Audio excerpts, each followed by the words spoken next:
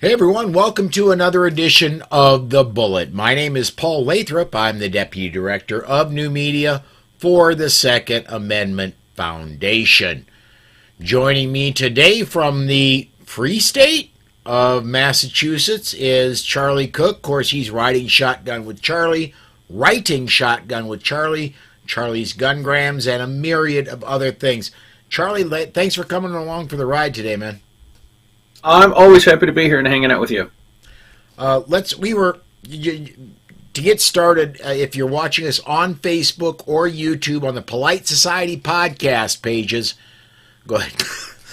Excuse me. Go ahead and comment there. We'll get your comments up, get them on the air, and we'll discuss them while we're going along. Anywhere else, you're pretty much going to have to go to those pages. I do get emails when there's a Rumble comment, but it takes me a minute to get to them. Anyway, Charlie, we were having a conversation before we went live.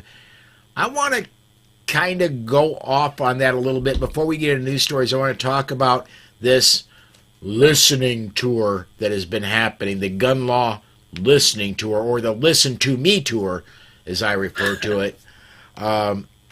You've been to a few of these things there in Massachusetts. They're trying to build bridges, and yet they're saying, look, this is what's happening. You're going to have to just bend over and take it, right? It very much comes down to that. The panel that they had on Monday night was two police officers in the city of Brockton, which is one of the crappier towns in Massachusetts. But it was in the city of Brockton. They had two lieutenants, and they had two people that that work in the community, that do community services. I think it's called Safe Communities or something like this. One person got up, and all she talked about how Brockton does, the city of Brockton, the median income is not very much. There's a lot of first generation Americans there, a lot of immigrants there. And they have to work one job, they have to work two jobs to make ends meet, so they're not able to stay home with their kids, and the kids end up going into getting involved with gangs and causing trouble. Not necessarily a gun issue, but there were some Moms Demand Action that were there. There were some orange shirts. The orange shirts were the Massachusetts Coalition to End Gun Violence. And I have to tell you, Carrie Ann O'Clair and Renee Gagne from the Massachusetts and Rhode Island DC Project members, DC Project delegates, these ladies pulled in 24 women in teal shirts to come to this event the other night. And I hate to say this, they're making the rest of the gun owners in Massachusetts look bad. Yeah. There were some pro-gun people, obviously. There were some members, some board members from the Gun Owners Action League, which is the state's pro-gun group, and there were a few people that were there that spoke up, obviously on the side of freedom. But the only people that seem to speak up against anything, or against anything that they're proposing or talking about are the red shirts. Yeah, I'm thinking as you're talking about this, there's ladies wearing teal, there's red shirts, and there's orange shirts. Red shirts. I'm a Star Trek fan. We all know what happened if you wore a red shirt in the original series. You weren't going to last long. Orange shirts. That reminds me that you're a guest of the county, that you've done something wrong, and there's a guy with a shotgun not too far away paying a lot of attention to you, or there should be. I think I'd rather wear teal myself. Absolutely. Arm shirts are bad. Okay. Let me see. Let me check comments here. Yeah, we do have a comment that I want to get up here real quick. We've got a lot of check-ins, and thank you for checking in, everybody. But Gerald says, not in a free state, but will always be in a free state of mind. So there Absolutely. you go. By the way, Gerald is from Oregon. So Oregon used to be a free state. Also not a free state, right? Used to be, but, you know, hell, we all used to be in free states. Let's go ahead and get started on the news today. just got a few stories today, so if you want to comment and get your comment on the air, today is the day because I'm going to have room for lots of comments today. Advocates for immediate gun law changes in Georgia calling on the governor to convene special session. It's a call to action from supporters of new gun laws in Georgia. On Wednesday, Democrats in the Georgia General Assembly will gather at the state capitol to call on Republican Governor Brian Kemp to convene a special session of the legislature to bring gun safety reforms to a vote right away. Thus far, the governor has opposed the bills they are supporting. I'm just going to go ahead and jump down to what they want to discuss in this special session. Excuse me. Universal background checks, even for private sales of firearms. Safe storage of firearms to protect children from accessing the guns. Red flag restrictions to prevent those known to be at high risk for hurting themselves or others from buying guns, and waiting periods to purchase firearms, possibly for 3 days, to address situations in which impulsive buys might lead to crimes of passion or suicide. I got the story off 11alive.com. I wouldn't be overly concerned right now in Georgia. This did cross my desk first this morning. But I'm going to say this. Kemp is the one that signed constitutional carry in Georgia. I believe that made them 23, 22, somewhere around there, 23, somewhere in 23. There. Yeah. I don't think he's going to be going for a special session, which costs the state money, to bring in the representatives and senators from all over the state into the state capitol to pass new gun law. I don't see him doing that. I could be wrong. I was wrong once, but then I found out I was just mistaken. So, but I don't see this happening. What do you think, Charlie? It's the same stuff. I mean, if this isn't the talking heads, the same as it ever was, the same as it ever was, the same as it ever was. Universal background checks for private sales. Okay, so what is this going to do for someone that steals a gun? Nothing. Safe storage of firearms to protect children from accessing firearms. What's this going to do? It's going to do nothing. Either you're a responsible gun owner and you keep your things locked up, or you're a responsible gun owner and you teach your kids how to be safe with a firearm, which is probably not a solution that the anti-gun folks want. That might be a safer thing, is to teach your kids how to be safe. Red flag laws, I mean, look, we know these don't go anywhere. People that are known to be high risks. How do you become to be known to be a high risk to yourself or other people? The way you become a high risk, I think, is by causing problems in a ruckus, right? Yeah.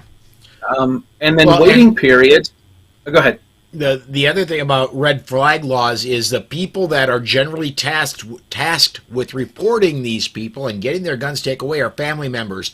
Historically, that almost never happens. We don't want to get Joey in trouble, so we're just not going to try and get a red flag order against him. That'll start the trouble. Oh yeah, absolutely. If you think this person's going to, if you think they're upset with you and they're going to hurt you beforehand, wait till you call the police and then and have their guns taken away from you. They'll find other things if they really want to hurt you.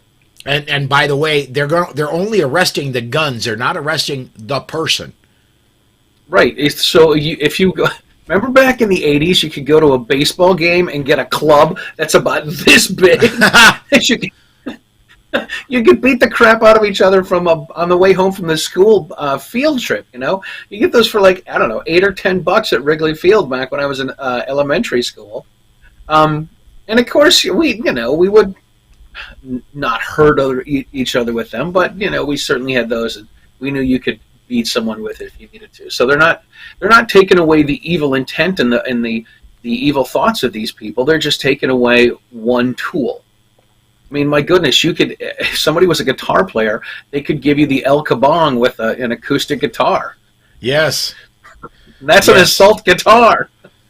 Well, or heaven forbid they get an old Rickenbacker. Those things weighed like 850 pounds. Right, a solid body Strat's not going to do very well. It's going to knock someone out for sure. The waiting periods. This is the last one they have here. The government actually can enforce its own waiting period by not completing a background check within 3 days. And I love how it says it might lead to a crime of passion. This assumes that only, first of all, it assumes that your significant other is cheating on you and that you want to shoot them, which is probably not something that is. Yeah, why would you think your significant other is not going to hurt you, or is cheating on you, and you would want to hurt that person? It's ridiculous. I had a guy, I used to get into an argument with this one guy, a local guy, about this all the time. All he talked about was, you shouldn't have guns because most of the murders are a crime of passion. I'm like, dude, maybe you should have a different wife. There you go. That leads us to projection, which is, I honestly believe most people who are virulently anti-gun should not have guns themselves because they project what's going on in their own head into other people's head and say, well, I know I would do this, so you shouldn't be able to do that. Well, I'm not you. And I honestly believe most of the people in the United States would be just fine if they were armed, because I'm fine, Charlie's fine, Rob Morse is fine, Amanda Suffolk is fine. All my good friends, all my very good friends are armed. And we're not a menace to society. Not at all. I know I'm sitting in for Dan Wass tonight, and he talks all the time about how he was talking with a woman that saw someone open carrying, and she said, well, what if I went over and grabbed that person's gun and started shooting people? And he said, then you'd be a murderer. Yes. Like, assuming you could do it, yes. Right. You are thinking about getting a gun and murdering people because that's kind of maybe how you're wired. I tell my friends, when I tell my non-gun friends that I carry a gun, when it finally comes up, they're always full of, what are you going to get in a fight on? So you're going to shoot someone on the side of the road and road rage? I'm 53 years old. I've never been into a fight on the side of the road. I've never harmed someone for parking too close to my car and denting my car. I look at these people and I say, you know what? You might not be smart enough to have a gun yourself. Well, I don't know about you, Charlie. The last time I was in a physical altercation where punches were actually exchanged, what most people would call a fight, I think I was in the 5th grade. So that would have put me at 11 years old. Right. I think I got into a shoving match with a roommate once when I was 22. So, yeah, another life ago. Legit, another life ago. Let me get a comment up here from Mike White. He says, my parents never had their guns locked up. They taught us not to touch them. You and I are the same. My dad, I remember the very first firearm I fired was a 22 rifle, but the very first handgun I ever fired was my dad's 1911. It was not locked up. Everybody knew where it was. The kids knew that if you didn't die and you touched it without permission, you would have wished you would have died when you touched it without permission. It would have been a much quicker and easier death. Yes. I say that jokingly, of course. Yes. Yeah, I mean, back when we were kids, when people told us to leave something alone, guess what we did? We left it alone. Like, we knew if we got caught messing around with something, we were going to get in trouble. Yeah. Well, and I like to keep this about guns, but I'm about to step precipitously. I think a lot of the problem, well, there's two problems I see with society today. That if we solve both of these problems, that we darn near live in the utopia the far left is hoping for. Number one is parenting. We're raising children we're not raising children. And we're letting children have whatever they want, whenever they want it, as soon as they want it. Second is we've got a government that's trying to do that with the general population. And getting whatever you want the instant you want it is, and not having to work for it is not healthy, man. Mm. Yeah, there's something to delayed gratification. Absolutely.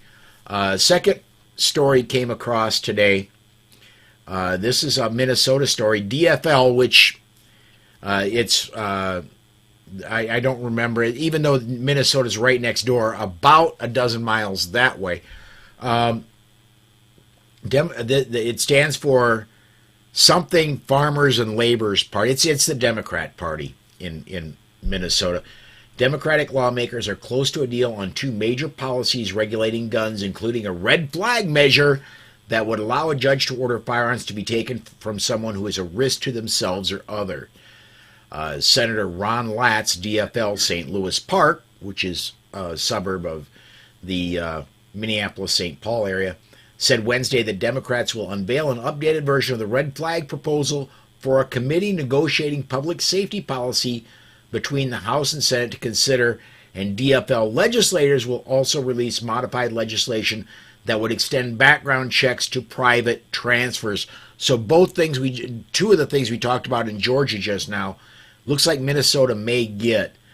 If the conference committee approves the gun measures as part of a larger package of public safety spending and policy, that omnibus bill would still need a vote in both chambers, but approval by a conference committee would still be a major development because the DFL is unlikely to advance on an omnibus bill for vote in the Senate if it doesn't have enough support. Speaking directly to all my friends in Minnesota, or any viewers that may be in Minnesota, if you're a viewer, I kind of consider you a friend anyway. If you're in Minnesota, now is the time to get a hold of your legislator. Senate, House, doesn't matter. Get a hold of them. Let them know that you do not like this, and if they vote for this, this is their last term in whatever legislative branch they're in, that you're going to help vote them out. Matter of fact, you'll donate $100 to their opponent. That'll get their attention. Anyway. Absolutely. So DFL stands for Democrat Farmer Labor. Yes. Okay. So that's what that was. I wasn't sure what that was either, so I had to check it out. They're looking for all the same stuff. They're looking for the same stuff that they know is not going to go anywhere, and it's not going to prevent any crime from happening. One of the things I like to tell people is if I've got a gun license, I had to go through 2 background checks to get it. How many more background checks do I have to go if I want to transfer a firearm to someone else who's going through 2 background checks? And my friends say, well, they could have committed a crime. If they committed a crime, if they have a gun license and they passed a background check and they commit a crime, they're going to see that this person has firearms and they have a firearms license. They're going to take the firearms license, they're going to take the firearms away, and then they're not going to pass a background check. And I like to say this all the time: your gun license is your good guy or your good gal card. It says you're not a felon, you're not a criminal, you're not hooked on, you're not using controlled substances. You haven't been to a hospital or confined to an institution for mental illness. You're going to pass background checks. You haven't had a DUI. You haven't gone to jail. You don't have a restraining order against you. Hunter Biden's not staying in your basement. Right. It says that you're a good, upstanding citizen, that you are an asset, or you are in the asset column of America. And these are the people that want us to keep jumping through background checks and go through more nonsense to be able to purchase a firearm. Well, this the shooting at the mall in Texas recently, the guy passed background checks when he bought his firearm. And the other thing, that these waiting periods wouldn't have stopped. This guy in Texas had his firearms for years before he did this horrific thing. What might have stopped that is if in Texas, where you can put up signs saying this is a gun-free zone and they hold the force of law if it's the right sign, then just take those darn signs down, let anybody carry, let this guy get stopped when he starts, not after 4 minutes and he's already taken down 8 people. Yeah, I'm sure you've seen the graphic that says that when there's a when there's a mass shooting and you have to wait for the police, an average of 14 people get shot or killed. And then when there's a potential mass shooting that's stopped by an armed citizen, an average of 2 people get shot and killed. I mean, if that graphic says it all. There's no time to wait for the police. I like to say to folks, 14 minutes, 12, 13, 14 minutes is the average time for a police response. Mm-hmm. That's listening to Stairway to Heaven 2 times. 2 times. Yeah, that's a long time. It is. And speaking as a guy who screwed around with drums as a teenager, just imagine a drummer waiting for the drums to come in on Stairway to Heaven. And nope, not this time. You got to wait till the next time the drums come in. Right. Exactly. So this is all the stuff it's never ending, the stuff they want to do. They want to keep doing the same things that aren't going to do anything, which I believe is the definition of insanity, right? Yes. Same action and expecting different results. Yes, absolutely. Well, it's Einstein's definition of insanity. Next story we got up, Ninth Circuit urged to block Nevada ghost gun ban. This is a good story. I don't know. Ninth Circuit, yeah, but anything can happen. It is America. A gun rights attorney urged a Ninth Circuit panel in San Francisco on Tuesday to block a Nevada law that bans the manufacture, possession, and sale of so-called ghost guns. In July 2021, U.S. District Judge Miranda Dew, a Barack Obama appointee, declined to overturn the ghost gun ban. The law, Assembly Bill 286, was signed by then-Governor Steve Sisolak and led to the present lawsuit. The law prohibits unfinished gun kits without serial numbers to be sold or possessed. Because ghost guns lack serial numbers, law enforcement has a tougher task finding perpetrators. Baloney. That is absolute bunk, because serial numbers only track to the gun store and then to the first purchaser.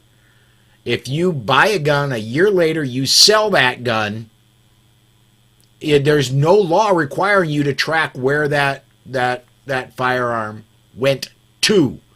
Also, just because you got the serial number from the gun doesn't mean you got the ballistics from that gun. And the ballistics are what matters. So first they'd have to have a spent bullet to be able to trace back to the barrel of the firearm. And then they'd have and if you've got the firearm, you've got it. If you don't, you don't. A serial number does not make ballistics match. So this is all just, oh my goodness, it makes it so much harder if the guns don't have serial numbers. Baloney, they didn't before 1968, or they weren't required to. Yeah, absolutely. I mean, let's face it, the other way that you can trace firearms with a serial number is if you have a registration. And those aren't good either, because then the government knows who's got your guns.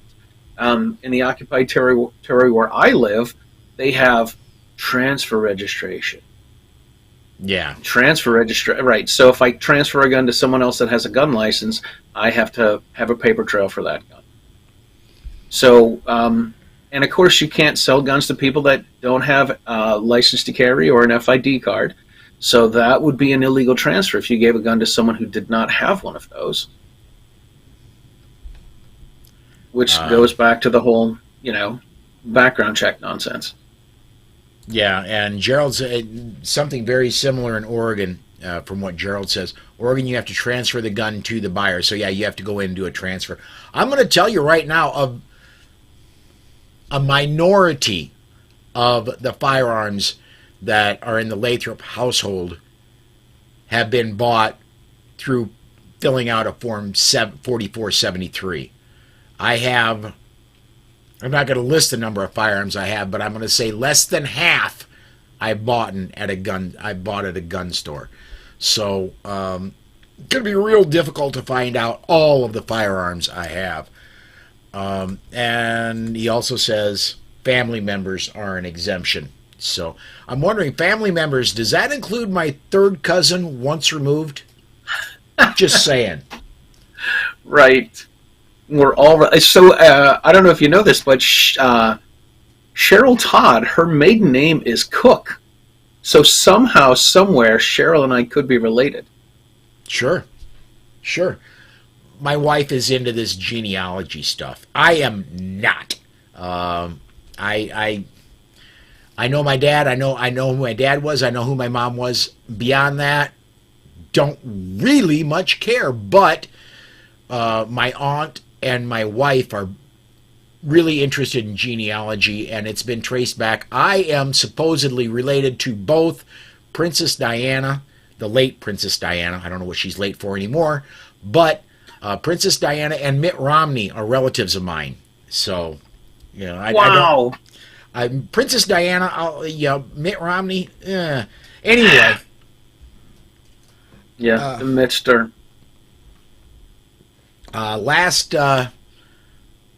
Let's see here. Let me get this one through. Gerald also says, before the law went through, everyone I know bought all the guns they thought they might want. There you go. I don't know though, because let me get to this next story, and then I'm not sure I've got all the guns I might want yet. Next story up. Next phase of Bruin SCOTUS could overturn gun safety laws in all 50 states. This is off the Trace, which we all know is wonderfully pro-gun. The tension between the right to life, liberty, and the right to bear arms is reaching its boiling point. We've long known that Bruin was a soothsaying for the court's potentially non-existent limits on individual right to bear arms. In a short amount of time, the court may pull the trigger on nixing each state's capacity to limit the ownership of assault weapons, and goes on to quote an article from Vox. Supreme Court could hand down a decision any day now in the National Association for Gun Rights versus the City of Naperville, a case that would legalize assault weapons and high-capacity magazines in all 50 states. Everybody who views the show on a regular basis knows that I have a long-standing issue with the National Association for Gun Rights. I hope they are successful here. Even a blind squirrel gets a nut every once in a while. But right now, I'm willing to accept victories from whatever direction they come from. If the Supreme Court does issue this injunctions, not only Illinois but California, New York, New Jersey, all the assault weapons bans, if it's accepted and overturned, would go away. That would be great. Then we could stop calling them assault weapons, so we could just call them rifles. Yeah, just call them centerfire rifles. That's what they are. There's semi-automatic centerfire rifles. They're better at a distance than 50 Action Express handgun. I don't know that up close. It would be a toss-up which would be worse to be shot with. So, yeah, for sure. We are getting down towards the bottom of the hour, Charlie, and we're actually going to be close to on time tonight. On our way out, man, riding shotgun with Charlie, and anything else you want to plug, man. All right, you sitting down? So, I just put a show out yesterday with Nayara Andrejczyk, who is an instructor and a Second Amendment advocate called The Gun Evangelist. And we filmed a show in Jameson, Pennsylvania. So that's on Riding Shotgun with Charlie on YouTube and on podcast. There are the story that I did on News 2A last week about the gun law listening tour from last week, which was a good one because they had some good panelists on there. That is on news2a.com. I've got another one that's going to be coming out about the one that I went to the other night. And next week is going to be kind of a busy week for me. On Monday night, I am going to be on a show with our good buddy Derek LeBlanc. He's starting a new live stream video show. Tuesday night, I'm going to be interviewing, Matt Mallory and I are going to be interviewing Daniel Easterday, who is also someone that sued the state of Illinois, I believe, a few years ago. And then on Thursday night, we're going to be having, Matt and I are going to have Tony Simon on in preparation for his Great Plain Diversity Shoot Expedition, where he's going to Nebraska and Kansas on May 22nd and 23rd. So if anyone is in Kansas or Nebraska, I know they're big states. You need to find out where Tony's at and check out the diversity shoot. That's all I think I've got. Absolutely. Well, let me. I'm gonna throw a few plugs out myself. If you're so inclined, go back a few days in where you're watching this now. This past Saturday, Tony Simon was on the weekend edition of The Bullet. So was Charlie. That was a really, really fun show. We had a great time with that one. And he's going to be coming up this Saturday again. 2 Saturdays in a row, he's going to be on the weekend edition of The Bullet. Also coming up this weekend is Rebecca Schmoy and Mike Piwowarski will be the other 2 people on with Tony.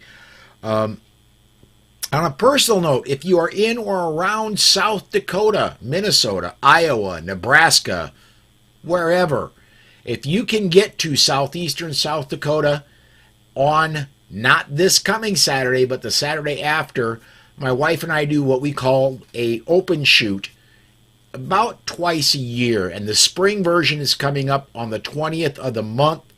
If you just get a hold of either me or Susan, we'll let you know where it's going to be, and we get all of our people that are friends locally. We all bring our different varieties of firearms out. We bring out oodles and oodles of ammunition, and if you want to shoot, if you want to bring your own stuff to shoot, cool. If not, well, there's all kinds of stuff out there you can shoot. So come join us on the 20th. It's going to be at noon Central Time, and it's going to be at the Beersford Range. So if you look up Beersford, South Dakota, you know where that's at. And then, of course, join us the rest of this week, 5 p.m. Central Time, and on Saturday at 6. So that's going to do it for us today. Everybody, thank you for watching. Podcast listeners, thank you for listening. Thank you, everybody who commented, and we'll see you next time.